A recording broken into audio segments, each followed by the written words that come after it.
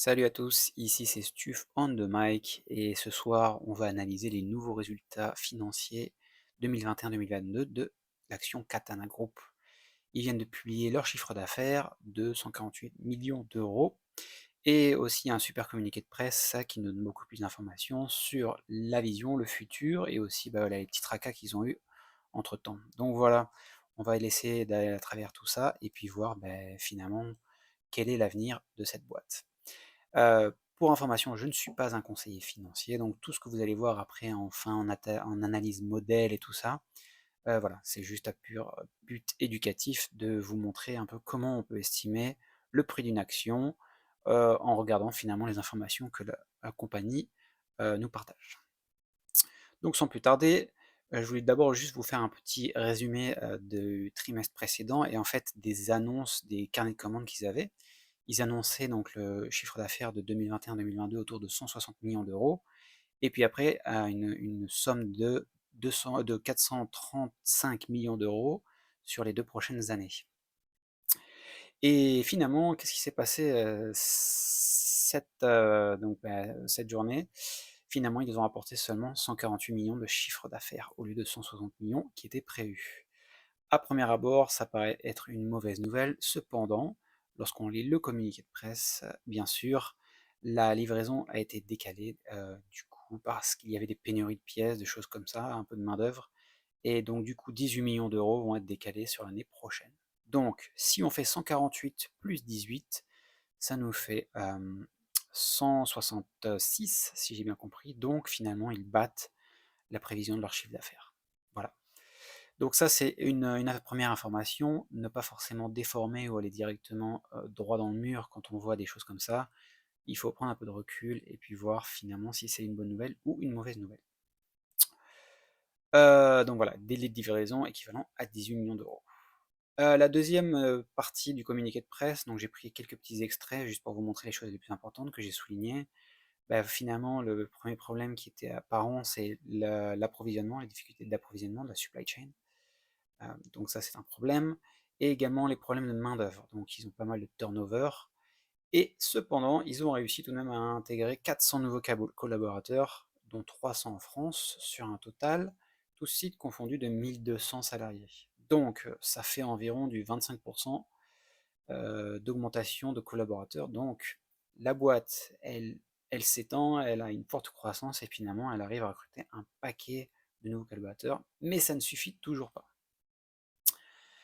Passons à la suite du communiqué de presse. Donc, attendez, je fais une petite pause, c'est bon.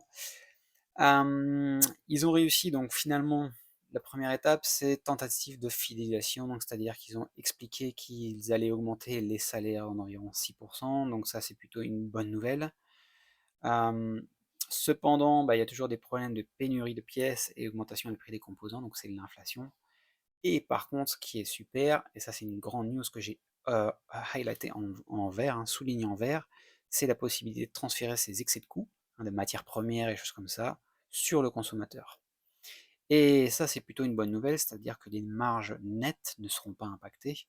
Et donc, ça c'est aussi un point important si tu veux modéliser voilà, ta boîte, les chiffres d'affaires et puis les revenus nets. C'est-à-dire qu'en gros, ton revenu va augmenter, les dépenses vont augmenter, mais finalement, la marge nette sera plus ou moins stable. Voilà.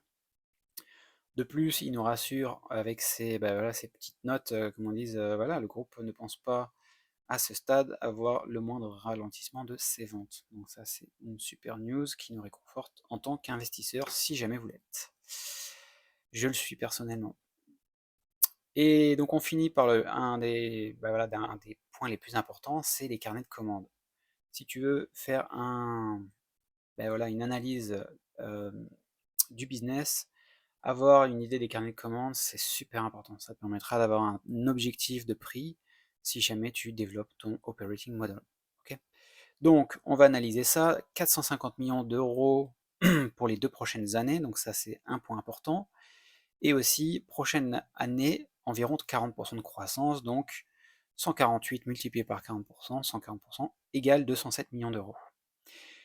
Normalement, ils sont un peu plus transparents en termes ou un peu plus directs en termes d'analyse, de carnet de commandes pour chaque année, mais là, ils l'ont fait un peu plus à la finesse, parce qu'ils ont bien compris qu'il y avait des problèmes de livraison, de petits délais qui pourraient impacter, donc ils préfèrent finalement donner un carnet de commandes général sur les 2 prochaines années pour éviter de décevoir, par exemple, l'actionnaire, parce qu'il y a peut-être encore un autre décalage. Donc voilà.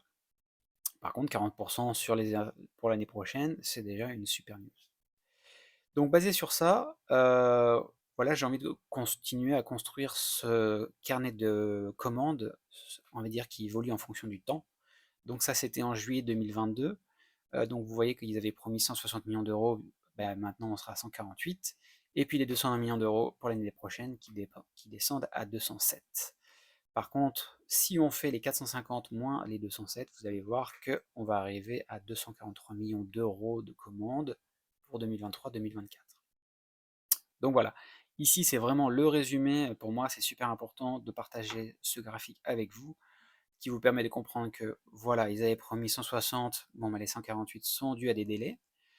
2022-2023 ne paraît pas forcément mieux en termes de commandes parce qu'ils ont dû comprendre que ben voilà, les commandes auront du décalage, donc finalement ça va se répercuter sur l'année d'après.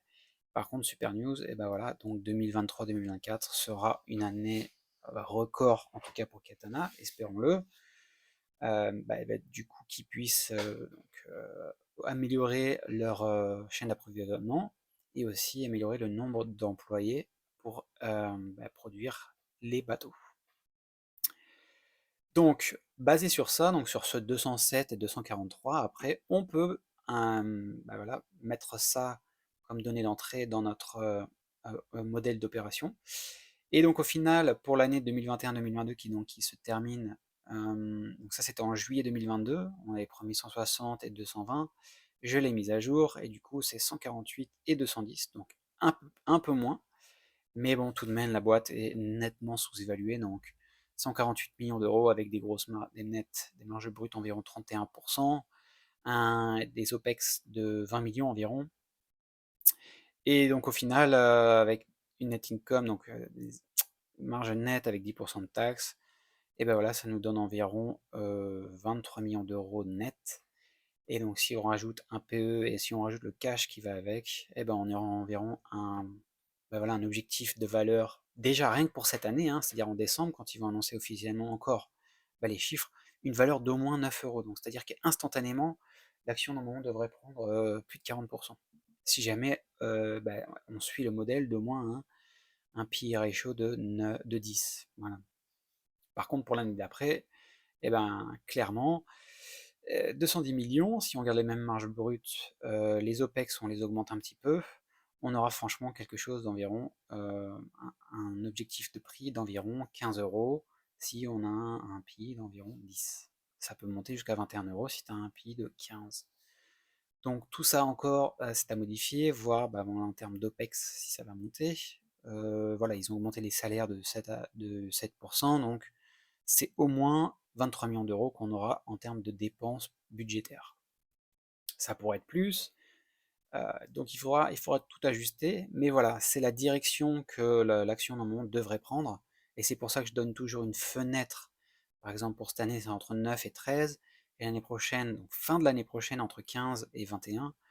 C'est pour ça que j'ai mis au début sur la première page 14, parce que ça me paraissait quand même quelque chose d'un peu plus juste, au moins conservatif.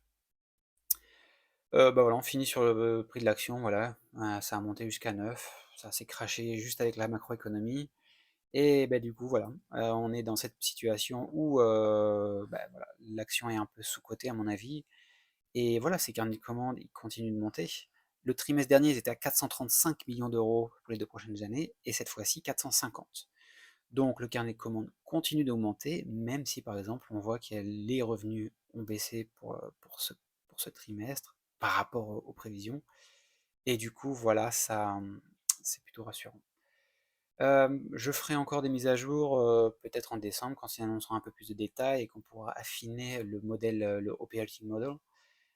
Ici, j'ai juste eu des revenus et donc du coup, je peux faire que quelques suppositions. Voilà, dites-moi ce que vous en pensez dans les commentaires. Voilà, toujours intéressant de savoir votre point de vue. Et voilà, n'hésitez pas à partager cette vidéo, donner un like ou vous abonner si vous voulez avoir plus de news dans les prochains mois. Pour moi, Katana, c'est une action super intéressante. Ça vaut vraiment la peine de suivre le voyage parce qu'ils sont assez innovants, assez motivés. Et n'oubliez pas, l'euro est en baisse. Donc du coup, pour les exportations, c'est un gros plus. Et aussi, voilà, Fontaine Pajot, Bento, toutes ces actions sont un peu moins, on va dire, croissantes. Donc, à voir ce que fait la crise avec ça. Mais pour moi, une action qui est en croissance, qui a des compétiteurs qui ne sont pas autant en croissance dans une période de crise, ça pourrait donner à, voilà, un nouveau rapport de force dans les actions françaises du nautique. Et donc voilà, ce sera super intéressant à suivre. Voilà, je vous laisse et puis je vous souhaite une bonne soirée. À bientôt. Ciao, ciao.